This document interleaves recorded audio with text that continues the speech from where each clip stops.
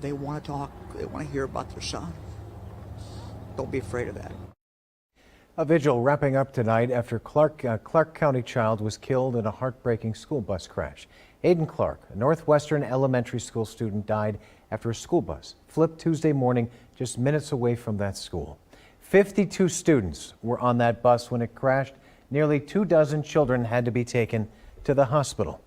Now, to remember Aiden Clark's life, family and his family and the families of other children impacted, community members gathered at Lawrenceville Church of God in German Township. Out of respect for those grieving, they asked the media to stay outside but provided us with this live stream of that. And that's where my co-anchor Elise Coulter is tonight. Elise, you heard from several people who were inside that church tonight. The emotions just a day removed from this crash are overwhelming. I can only imagine. You know, Adam, obviously, as a mom and you as a dad, our emotions are running high. So you can't even fathom how this community is feeling. Those emotions still very, very raw tonight for this small, close-knit community. Families hugging their children as they walked in, hugging one another. And as they walked through the doors of the church tonight, obviously, the whole point was to get together and to be here. And the pastor who was behind the vigil to begin with says that he just wanted to give his community a safe place to grieve. We can come around and put our shields up around them and let our faith walk them through when they don't have their own faith. Now, Adam, hundreds of people showed up here tonight to pay their respects to the family of Aiden Clark and to all of the families whose kids were impacted by that deadly school bus crash. Ohio Governor Mike DeWine and First Lady Fran also came out to pay their respects. The governor getting emotional and really, as I mentioned, Adam, just raw, true emotion tonight as he spoke about what Aiden's parents are going through right now. Because if you remember, him and his wife lost their daughter in a car accident 30 years ago this summer. I wouldn't pretend to give them any advice. There's nothing that anybody can say or do that really takes away the pain. But, you know, it's at a tragic time like this when you do want family, you want people around you. You want people who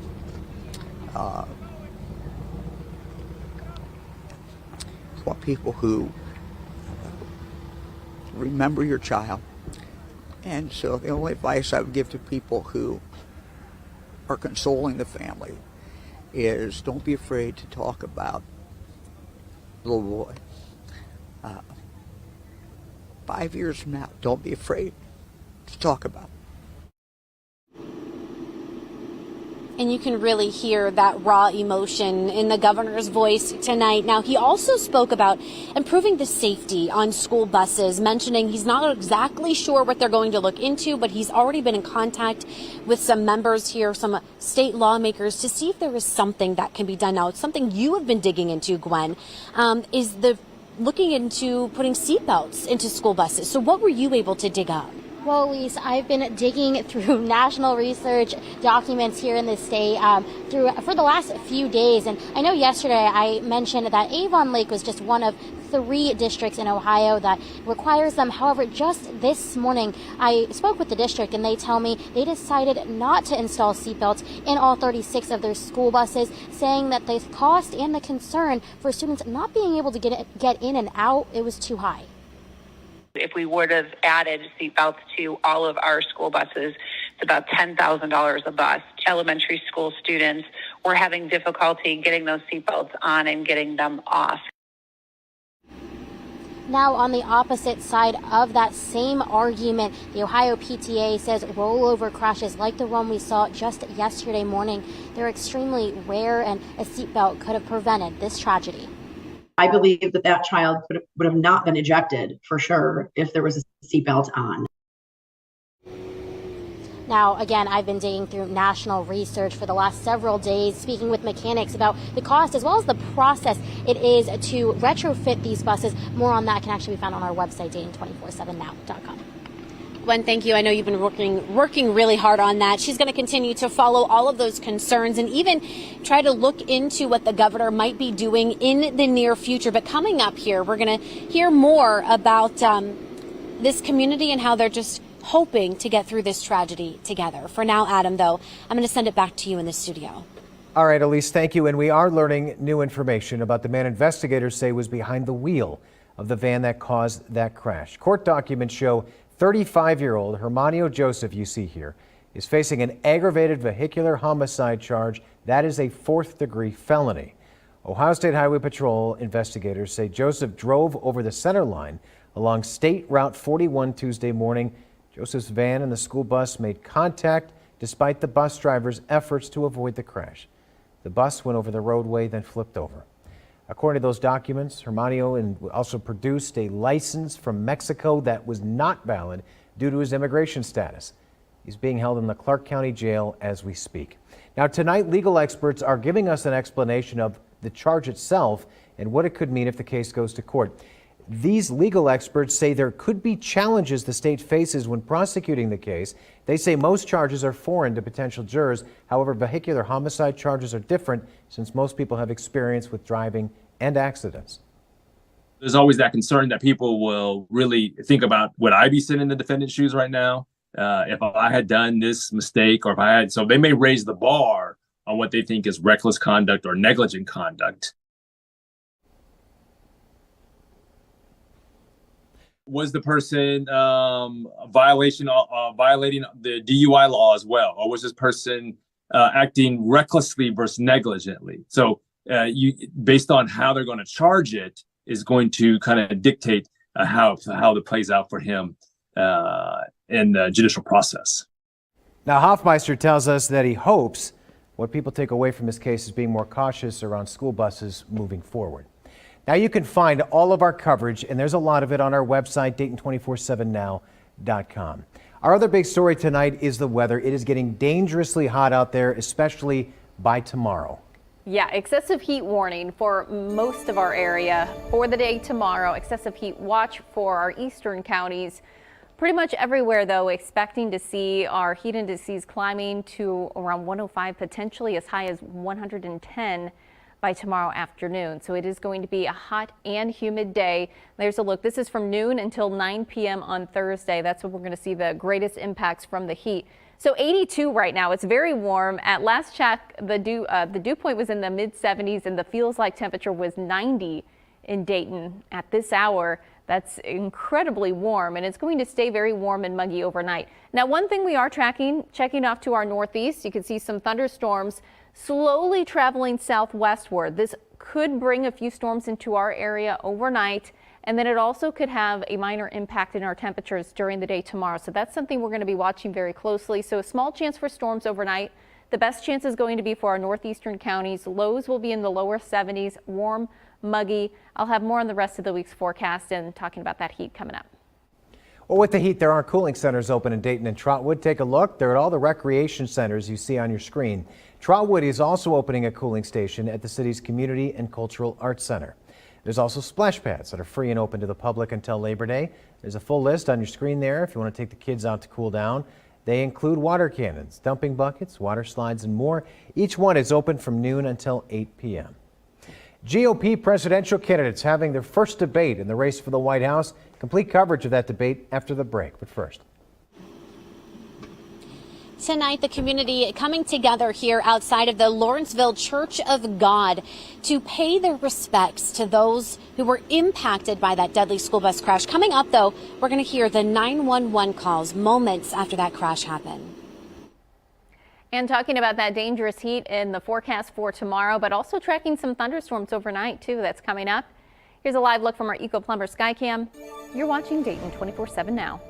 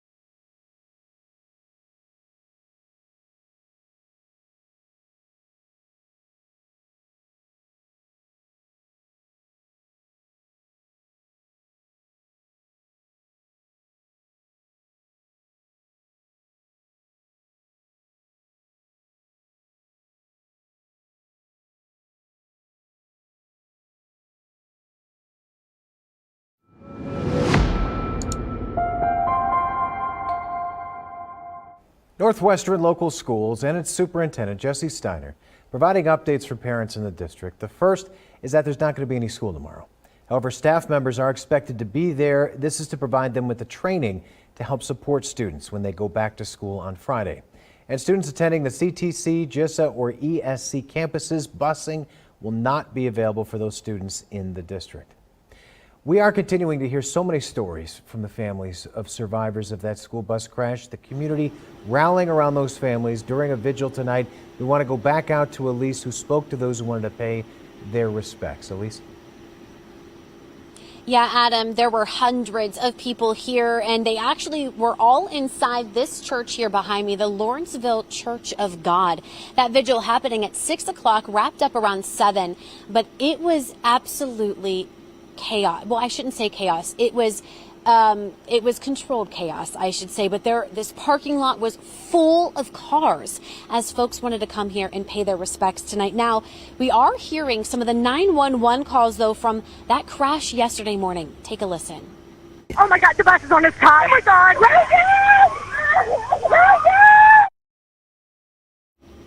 And as you heard, people were absolutely frantic when they saw that crash scene yesterday. And we heard from those people who were there on that crash scene. They rushed over to the bus right after it tipped over. Mamie Baugh has more on that tonight. A growing memorial here for Aiden Clark. I've been here all day, and I'm telling you, you have people who are not even from this community who are coming to pay their respects. I spoke with some people today who sprinted into action yesterday once they realized the bus had overturned. I will never forget the little girl. She was trying to help, and just something in her eyes just made me I just picked up that corner of the bus, and with all of our strength, we flipped it. That was my 8-year-old daughter. She's seen that a lot of us, I was helping, she's seen a lot of us was helping push the bus up, and she thought that she needed to be there. The message in this community, we've been saying it all day, is stronger together, and the people here say they will get through this together. Back to you.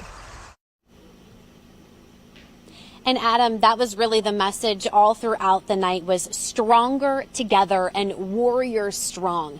So, of course, the community is just trying to figure out how they can grieve and get through this tragedy together. Back to you in studio. All right, Elise, thank you.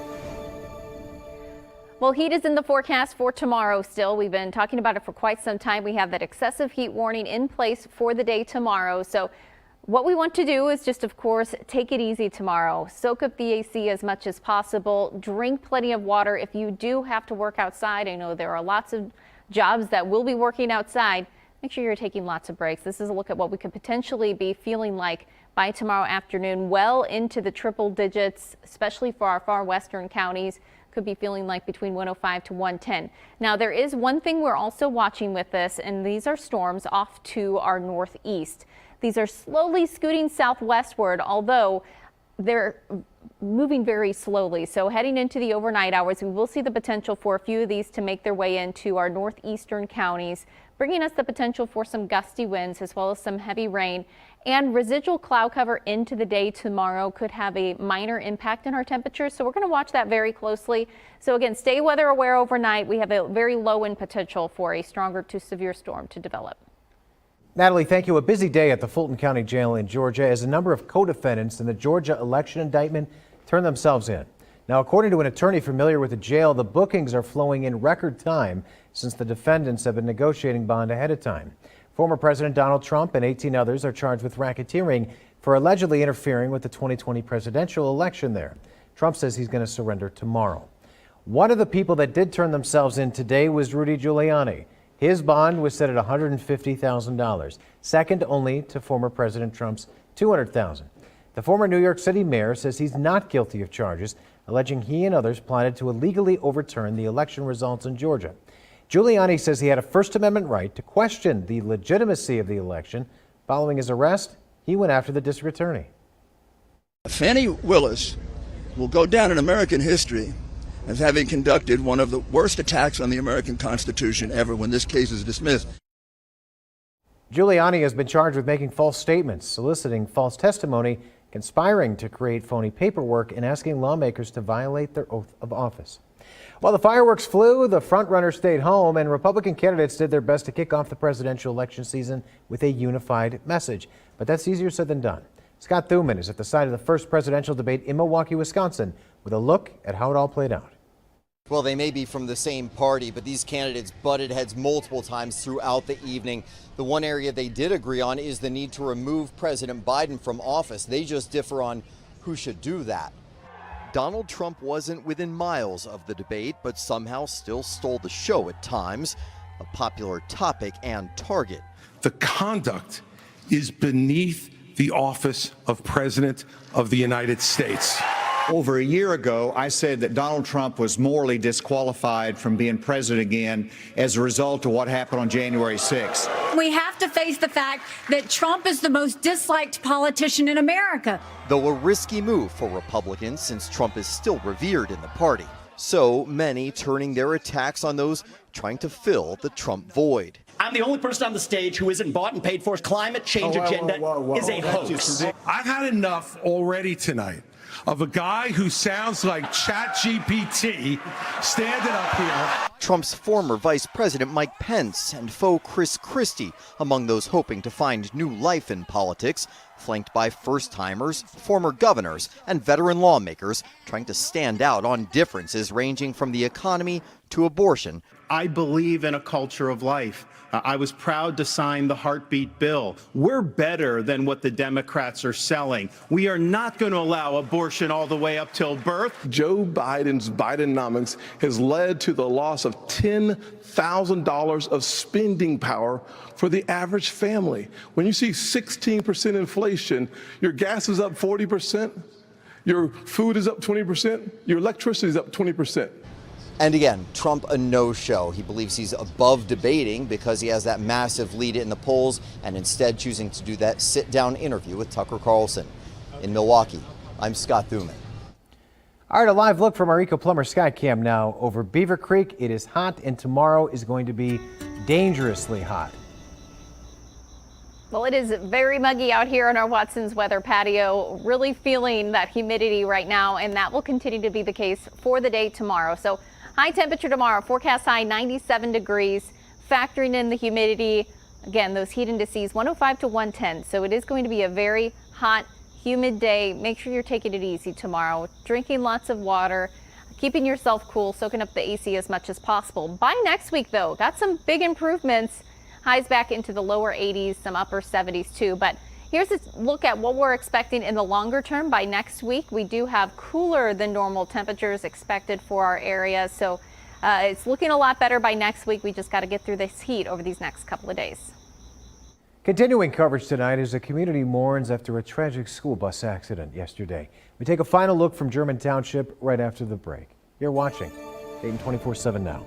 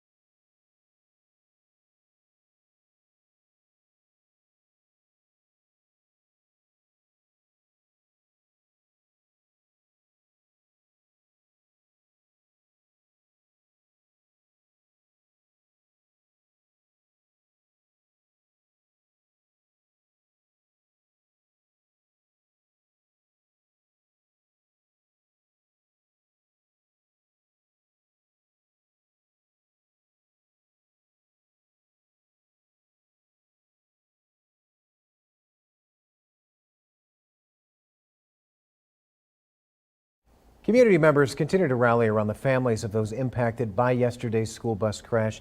We want to go back out to Elise now one more time. Elise, if you could summarize what you saw tonight with the vigil and everything else, how would you do it? You know, Adam, if I had to summarize tonight, I would just have to say it was full of raw emotion. And I know I have said that all night long, but truly that is exactly what it felt like out here. The families, the communities coming together again to lean on one another, to depend on one another, to get them through this tragedy. In fact, I want to show you just something really simple that the church did tonight. These rocks they put out here so that community members, really the kids, they wanted the kids to be able to take home a rock with them tonight. They wanted the kids to paint that rock, and they're going to come out here and they're going to create a rock memorial so that they can remember the families who were impacted by that deadly school bus crash.